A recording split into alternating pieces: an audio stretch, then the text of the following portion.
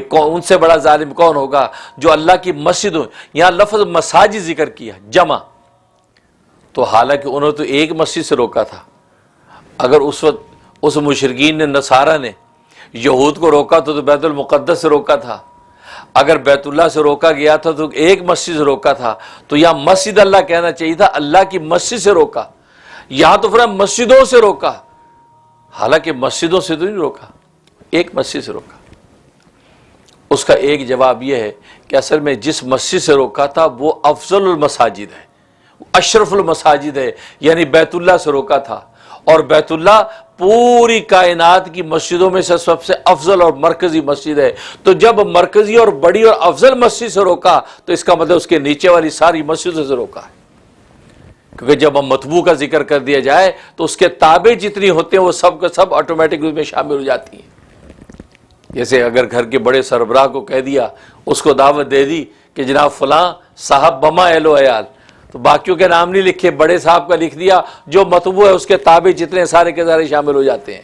بالکل اسی طریقے سے مطبوع کو ذکر کر دیا، گویا کہ بیت اللہ سے اگر روکا گیا ہے اور وہ مطبوع ہے، یا بیت المقدس سے روکا گیا ہے اور وہ مطبوع ہے، تو اس کے نیچے جتنی بھی مساجد ہوں گی وہ ساری کی ساری کائنات کی مساجد اس حکم میں داخل ہو جاتی ہیں. اس لیے یہاں مساجد کا لفظ استعمال فرمایا.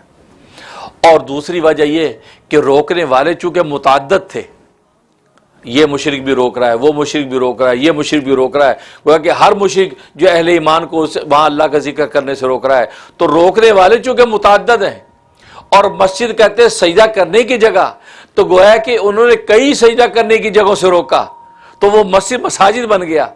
کیونکہ ایک آدمی اگر مسجد میں سجدے کے لیے آ رہا ہے تو گویا کہ وہ سجدے کی جگہ کے لیے آ رہا ہے، دوسرا آدمی مسجد میں آ رہا ہے وہ سجدہ کرنے کے لیے آ رہا ہے، تیسرا آ رہا ہے وہ سجدہ کرنے کے لیے آ رہا ہے. اب وہ متعدد لوگوں کو جب متعدد لوگوں نے روکا تو گویا کہ متعدد لوگوں نے متعدد مسجدوں سے لوگوں کے سجدہ کرنے سے روک دیا گیا. اس لیے روکنے والے چونکہ متعدد تھے، اس لیے یہاں تعدد ذکر کیا کہ مساجد اللہ کی مسجدوں سے روکا. اور تیسرا قول یہ فقہاء نے لکھا ہے کہ اس میں خطاب خاص ہے لیکن حکم عام ہے.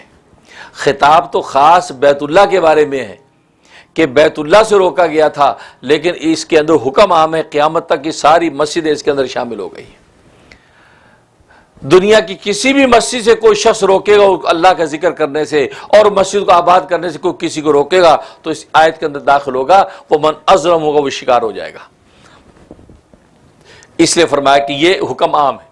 آج اگر نیو یارک کی کسی مسجد سے کوئی اندر ذکر کرنے سے، عبادت کرنے سے کوئی کسی کو روکے گا تو فرمایا کوئی اس میں شامل ہو جائے گا. کیوں کہ ظاہر ہے کہ وہ حکم عام ہے، وہ قیامت تک کسی بھی مسجد کی سے روکا جائے گا تو اس کے اندر شامل ہوگا. لیکن فقہاء نے یہ لکھا کہ اگر دینی مصلحت ہے، شرعی تقاضا ہے اور شرعی جواز ہے، اگر کسی فتین اور فسادی کو مسجد سے روک دیا جائے کہ آپ مسجد کے اندر داخل نہ ہو کیونکہ آپ کے آنے سے یہ دینی فتنہ یا یہ شرعی فساد پیدا ہوتا ہے، تو یہ روکنا جائز ہے، وہ اس آیت کے اندر داخل نہیں. کیوں؟ اس لیے کہ یوز کا رسمو کہ آگے قید لگائی ہے کہ ایسے آدمی سے آپ روک رہے ہیں جو اللہ کے گھر میں آ کے اللہ کا ذکر بلند کرے گا، اللہ کا سجدہ کرے گا، اللہ کے گھر کو آباد کرے گا. ایسے شخص کو روکنا جائز نہیں ہے. لیکن جو شخص اللہ کی مسجد میں آ کر فتنہ و فساد برپا کرتا ہو تو وہ اس کے اندر داخل نہیں ہے. لہذا فقہاء نے فرمایا کہ اس کو اگر روک دیا جائے کسی مصلحت کے تحت، انتظامیہ نے اگر اس مسجد میں داخل ہونے سے کسی کو روک دیا، دیکھیں آپ فتنہ کرتے آپ نہ آئیے، تو اس کو روکنے کی اجازت ہے. لیکن وہ شخص جو اللہ کا ذکر کرتا ہے، اللہ کے سجدہ کرتا ہے، اللہ کے سامنے جھکتا ہے، اس کو روکتے ہیں. اس کا مطلب ہے کہ اس اللہ کے گھر کو ویران کرنے کا سبب بن رہے ہیں. اسے یہاں پر یہ فرمایا. اور تیسرا یہاں یہ مسئلہ نکالا، اس میں فرمایا کہ اللہ کے ذکر میں اللہ کے نام کو بلند کر، ان یذکر فی اسمہ، ان یعبد، نہیں کہا کہ اللہ کی عبادت سے روکتے ہیں، حالانکہ مساجد بظاہر تو اللہ کی عبادت کی جگہ ہیں. لیکن یہاں یہ نہیں فرمایا کہ ان یعبد اللہ کہ اللہ کی وہاں عبادت کی جائے، اس سے روکتے نہیں، بلکہ فرمایا ان یذکر فی اسمہ، اللہ کے نام کا ذکر کیا جائے، اس سے وہ روکتے ہیں. اس کا مطلب یہ ہے کہ مساجد وہ مقدس مقامات ہیں جہاں پر اللہ تبارک و تعالیٰ کے نام کا ذکر ہونا چاہیے. اور اللہ کے ذکر کا سب سے اولین مصداق وہ زبان اور قلب کا ذکر ہے جس کو ہم ذکر کرتے ہیں لا الہ الا اللہ، لا الہ الا اللہ. یہ دل کی گہرائی سے کیا جائے یا زبان کی آواز کے ساتھ کیا جائے، یہ اولین مصداق ہے کہ مسجدیں اسی مقصد کے لیے بنائی ہیں جہاں اللہ کے نام کو بلند کیا جائے. اور اسی ذکر کے ہی تابع، اسی ذکر کے مفہوم کو جب ہم عام کر دیتے ہیں، اس میں نماز بھی داخل ہو جاتی ہے، اس میں صدقات بھی داخل ہو جاتے ہیں، اس میں اخلاقیات بھی داخل ہو جاتے ہیں، اس میں لوگوں کی جو ہے گویا کہ تیمارداری بھی داخل ہو جاتی ہے، گویا کہ معاشرت کے سارے ابواب اس کے اندر داخل ہو گئے کہ مسجد میں آنے کے بعد آپ نے نماز بھی پڑھ لی، آپ نے لوگوں کا حوال بھی پوچھ لیے، کسی غریب کو صدقہ بھی بانٹ دیا، کسی کی حال چال بھی عیادت بھی کر لی، تو گویا کہ ساری عبادتیں وہ لفظ ذکر کے اندر داخل ہو گئیں، کیونکہ ظاہر ہے کہ نماز سے بھی اللہ ہی کا ذکر مقصود ہے، کیونکہ نماز خود اللہ کا ذکر ہے. قرآن کریم میں اللہ تبارک و تعالی خود ارشاد فرمایا اقیم الصلاۃ لذکری، اے پیغمبر تو نماز کو قائم کر اللہ کے ذکر کے لیے، کیونکہ نماز کا قیام بھی اللہ کے ذکر کے لیے ہے، کیونکہ نماز کے اندر وہ انسان اللہ کا ذکر ہی تو کرتا ہے. کبھی سبحان ربی الاعلیٰ کہتا ہے، کبھی سبحان ربی العظیم کہتا ہے، کبھی اللہ کا سب سے افضل ذکر یعنی قرآن کریم اس کی تلاوت کرتا ہے، کبھی تشہد میں بیٹھتا ہے. تو نماز خود سراپا ذکر ہے، اس لیے فرمایا نماز کو قائم کرو اللہ کے ذکر کے لیے.